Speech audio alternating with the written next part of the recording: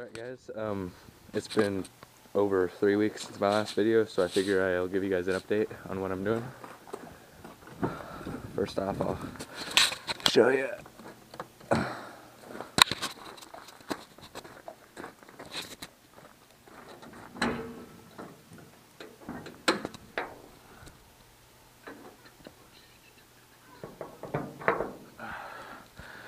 Alrighty, I got my fan clutch out, got my bolts still in there, and I am gonna replace it. I did order a new one because that's what I had a friend recommend, because this one being so old and everything. So this is my new one that I got, but unfortunately it does not match up the fan blade that I got, so I'm gonna have to send this back, and the fan blade doesn't match up with the old one I got either. That's the original one that came out of my truck. I'll show you the bolts from the fucking idiot that cut off the fucking fan. He took a pair of Kleins and cut them off, so can't really expect much out of that. I mean, this spins pretty freely compared to this one. It's a lot stiffer. And I got new bolts to go to mount this fan onto the clutch, and it don't even screw into this very well, so the threads are all messed up in there, so I'm gonna probably have to rethread it. Just more little problems. Still haven't got this fixed, as you can see. I got a new shifter ball and a steering wheel cover, and that's about it. I got my carpet ready to go in once I get some new seats, because I'm not gonna have that. That is not safe. So once I get that fixed, in a lot of places that I've been looking at to try to replace the fan, because I'm just gonna get a whole new fan blade and just to match my original fan clutch, and all of them are either look identical to the one I have, or they're electric. So any suggestions as to whether I should try to keep the fan clutch fan on there, or I should go electric, because I've heard some controversy over whether you get 1 or 2 horsepower not having a fan off your fan clutch and having electric. So, and if I can gain a little bit power, that'd be nice. Other than that, everything's fine on it. I drained out the radiator, so I've got some new coolant to put into that once I figure out if I have to mount a electric fan onto the radiator. I don't know whether I'm gonna have to remove the radiator or not, so I just left the coolant out of it for right now. But you should have seen the coolant. It was rusty. I mean, it's better out of it than it is in it. I've been trying to clean up my rims, but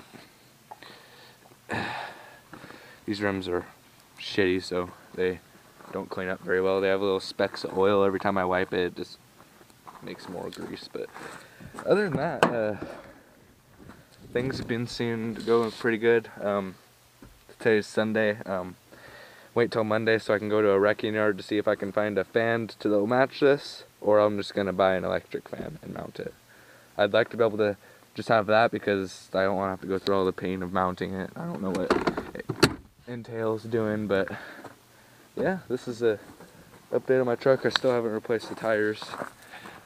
Need to really bad. They are shot. The front left one is recalled.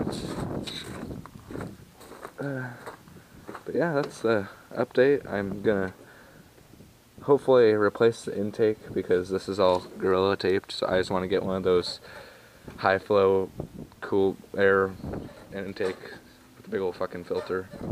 So, because I guess you gain like 6 to 8% horsepower using that too. I'll show you guys my dipstick, just to show you that it's holding on my oil. It's full, as you can see. So it's not leaking any fluids.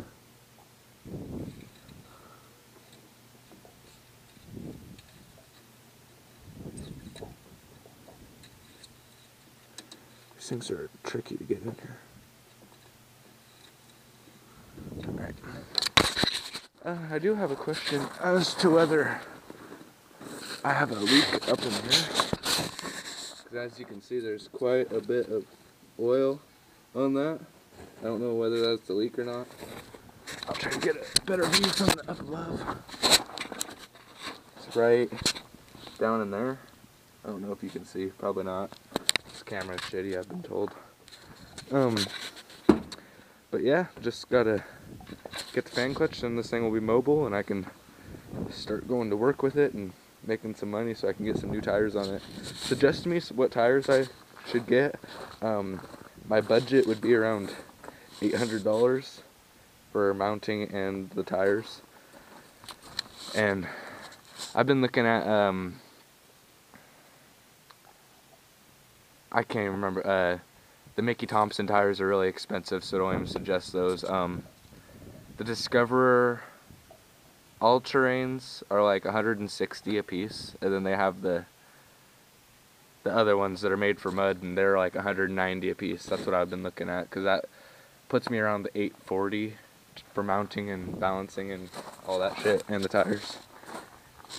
And also, these are 31-inch tires. They are 265, 75, 16, I do believe. I'll get on my front left tire to look. Yeah, 265, 75, 16. Tell me whether I can go bigger tires or not, because if I could get like 32s or 33s on here, I would like to, because that makes me less chance of getting stuck again. But yeah, that's my update, guys. Let me know what you think. So far, I've put like $100 into this truck with like, this was 50, this was 18, like 20 for the shifter combo, and I got this. I had plates to go on here, but the metal one that's supposed to go on here, you're supposed to remove the rubber pad, but when you remove the rubber pad, it's just the rod. So I just kind of got fucked out of that deal. I adjusted my clutch too. It used to have way much more play. It like came way out to here, so it doesn't have nearly as much play. But yeah, that's my truck. As always, guys, rate, comment, and subscribe, and have a good day.